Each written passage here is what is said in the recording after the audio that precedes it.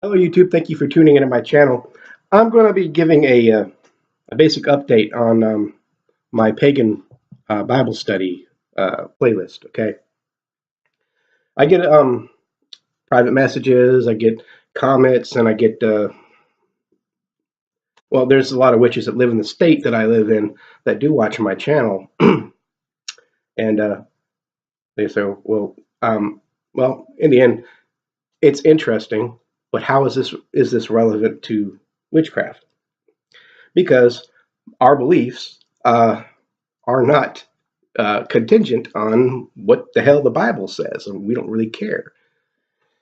Um, well, that's great. Well, first of all, thank you for watching anyway, right? Um, Showing support. I do the same thing for many other witches that have YouTube channels. I watch. I might know what they're talking about, but I'll still watch because I'm trying to give them support, one, and I might learn something different from a different perspective. Understand, I've branched out to different things in my channel because those pagan Bible studies literally are for small group of people, right? Because there might not be a lot of Christian witches, but they're still out there, and they will believe the Bible regardless of my um, counterparts. They'll still believe in their God. They'll probably adjust maybe how they interpret their Bible to a point, but in the end, they're going to keep their faith. I'm not trying to take anybody's faith. I'm not trying to convert pagans into pagan witches, Christian witches, and I'm not trying to turn. Now,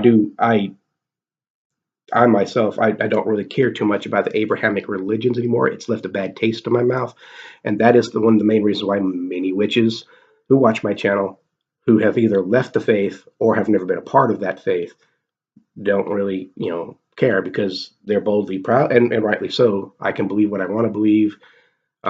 It's interesting, but how does this work? First of all, witches, you are more than just energy movers. You are more than just spell casters. Witches of old were doctors, sometimes leaders. Sometimes they were the ultimate leader in a kind of like a theocracy kind of thing going, right? But in the end, one of these days you might have a friend that might be interested in witchcraft, but need that step, that little key to open that little box that their brain was put in through indoctrination. All right. When I learned that it was double speak, that it's they don't call it magic, they call it sacraments, but it's still the same thing: charging oils, charging artifacts, using them as protective amulets, or the green scapular, for example, of Catholicism. Is it a coincidence that its function is healing and it's made out of green fabric? It might be praying to a different uh, entity than you would, but it's the same process. Green is for healing. It's been anointed and charged or blessed, whatever word they want to use. They just call it a sacrament. Now, a rose is still a rose by any name. A cake that's baked in my oven is still a cake if it's baked in your oven. And this is the mental gymnastics that a lot of Abrahamic faiths try to push on people, is that they get rid of anything that looks or sound pagan, but then they keep these certain rituals that was in the Bible or in tradition through the church, and they say, well, that's just not witchcraft, when in fact, me and you both know it is. But your friend might not. Understand, you might be called to be a teacher to somebody who wants to know what you know, but are too scared, and they need those baby steps. And that is actually what the whole point of my pagan Bible study and my Magick and the Bible lessons are.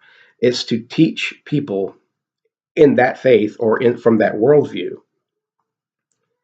and to teach people who might be friends with those people a way to rationalize and accept what they already are thinking, but are taught to reject it because it's just the devil whispering in their ear saying that no, it's witchcraft, you're going to hell, you're talking to demons, you're not empowering yourself, which originally, yeah, and I don't want to give things away, but I'm doing more videos, of course. But yeah, thank you for watching again, but understand this might not be practical knowledge for you, but it'd be practical knowledge for you as a witch to help others who come to you for guidance. You know, I don't know a single person that jumped from Christianity into straight into paganism without questioning what they're doing first. Well, honestly, So this information that I have been given out, I have discovered and have been taught, but it's been hidden. Okay, esoteric Christianity is a thing. Christian witchcraft is a thing. They just, it's perfect example would be Southern Hoodoo. Okay, here where I live, I would have to say about everybody about maybe I've met a lot of people who practice hoodoo down here. Only one of them was an atheist. Do you know what religion they identified with? Wasn't hoodoo. Hoodoo is considered a practice to them. Just like witchcraft is a practice. It's not a religion. It's a practice that you can practice in a religion, and make kind of like a magic version of religion, religio magic. I could pray to a god and serve spirits to help me with my magic, but you don't have to believe in a god to practice magic. It's a practice, because it's just all about your mind and emotions and how they transform the universe, right? A lot of people don't know that, but anyways, yeah. Now, a lot of these people do identify voodoo as a form of Africanized witchcraft or African-based witchcraft. Some of these people don't. They don't even consider it witchcraft. But by the simple definition, hoodoo would be witchcraft by any definition when you talk about associations and focused energy and focused mind. But a lot of these people are Christian. Most of the people who practice hoodoo here in my state are Christian. They are technically Christian witches. So yeah, that's something to think about. Is that a lot of Christians would look at hoodoo as sinful because it's magic, right? Magic in itself, well, magic isn't sinful at all. It's just understanding how to move energy, right? It's your intentions. So, and even then, what can be considered evil by one person might be just or justice because, as a person who's technically also a left-hand path magician, yes, that might scare people off because, yes, I do work with demons and other uh, unsavory entities, but that have been demonized by popular culture, even witches, who don't even believe in the Christian God or the Jewish God, have worked with demons because they understand that there are other forces, but somehow they're evil by default. And again, that's not true. Again, part of them being demonized was to scare people away from this secret knowledge because it was supposed to be for the elite. It's not for everybody. Even magic.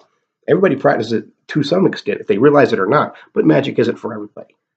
A lot of people are witches, but have never cast a spell. They read books. They know what's going on. They just never practice. Now, that's a different form of theology. Can you be a witch and not practice witchcraft? I'm not going to touch that. But anyway, thank you for watching. But understand, one day you might, again, have a piece of knowledge that's not relevant to your worldview or relevant to you at all, but you might be able to help other people. And this is one reason why I encourage pagans that don't care either way to still watch the video so they'll learn how these arguments connect, that the person that they have, because it is an internal argument. I don't know a single person that has never doubted their belief system at one point, or the dark night of the soul, as it's called, where you lose faith or you lose hope. And these arguments, there's somebody out there thinking that they're evil because they are compelled for some reason to burn a candle when they pray.